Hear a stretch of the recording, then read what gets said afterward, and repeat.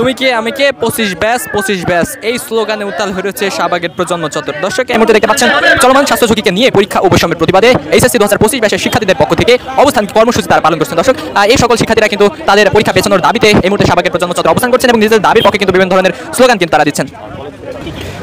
দর্শক এখানে অবস্থানরত শিক্ষার্থীরা কিন্তু ঢাকার বিভিন্ন কলেজ থেকে কিন্তু তারা এসেছেন। দর্শক এই মুহূর্তে আমরা তাদের সাথে কথা বলবো এবং তাদের থেকে জানার চেষ্টা করবো আসলে তারা কি দাবি নিয়ে।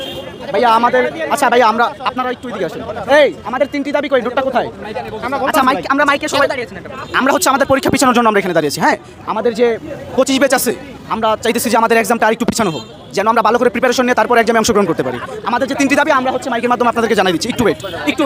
একটা নির্দিষ্ট একটা সময় থাকে পরীক্ষার জন্য, আপনারা এর মধ্যে প্রিপারেশন নিতে পারেন না এমন কিছু সেটা আমরা একটু পরে জানাই ভাই আপনাদেরকে। আপনারা একটু হোল্ডে থাকেন ভাই, 5টা মিনিট হোল্ডে থাকেন প্লিজ।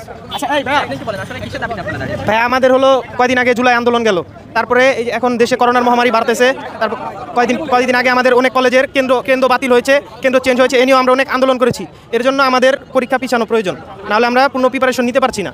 প্রশ্ন হচ্ছে আপনাদের এখানে তো সব মিলিয়ে 20 জন জি বাংলাদেশে আপনাদের মিনিমাম পরীক্ষা হচ্ছে 20 লক্ষ। আপনারা 20 লক্ষ 12 লক্ষ আছে স্টুডেন্ট। 12 লক্ষ কিভাবে হচ্ছে 20 জন করতেছে? তার মধ্যে যারা আছেন তারা অনেকে মাস্টার আছেন, নিজেদের লুকায় কেন?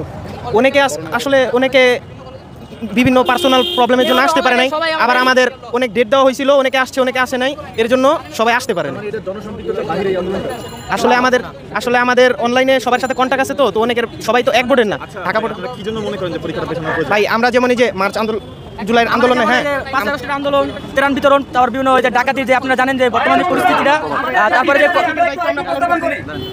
তারপর আমরা ত্রাণ দিয়েছি, তারপরে যে 5 আগস্টের আন্দোলন, বিভিন্ন কারণে বন্যার সময় আমরা যে ত্রাণ দিয়েছিলাম, আপনারা জানেন দেশের পরিস্থিতি অনেক খারাপ ছিল, যে কারণে আমাদের এইচএসসি 25 ব্যাচ এই ক্ষেত্রে খুবই গুরুত্বপূর্ণ ভূমিকা পালন করেছে, যেজন্য আমাদের পরীক্ষা পড়াশোনা খুবই ব্যাহত ঘটেছে, সেজন্য আমরা কিছু সময় চেয়েছি যেন পরীক্ষাটা একটু পিছিয়ে দেওয়া হয়। আমাদের সিলেবাসটা শেষ করার জন্য একটু আমরা তো পর্যন্ত সময়টা পাই নাই, যে 5 আগস্টের আন্দোলন, তারপরে বন্যার প্রবণতা, তারপরে এগুলো বিভিন্ন কারণে আমাদের পড়ালেখায় বিভিন্ন কারণে আমরা পড়ালেখা ব্যাহত ঘটেছে, সেজন্য আমরা কিছু সময় যাচ্ছি যে আমাদের সিলেবাসটা যেন সম্পূর্ণ শেষ করার জন্য। আর আমাদের যে 33টি নিয়ম দেওয়া হয়েছে সেটা আমরা বিগতবার দেখেছি যে এসএসসি বা এইচএসসি যারা পিছানোর আন্দোলন করেছে তারা জেলাভিত্তিক পর্যায়ে আন্দোলন করতে পেরেছে এবং ঢাকা কেন্দ্রিক যে আন্দোলন রয়েছে সেগুলো অনেক বড় আকারে হয়েছে। এইবার আসলে আপনাদের আন্দোলন মাত্র 20 জনের কেন এবং আমাদের আসলে কোনো সাড়া নেই কেন?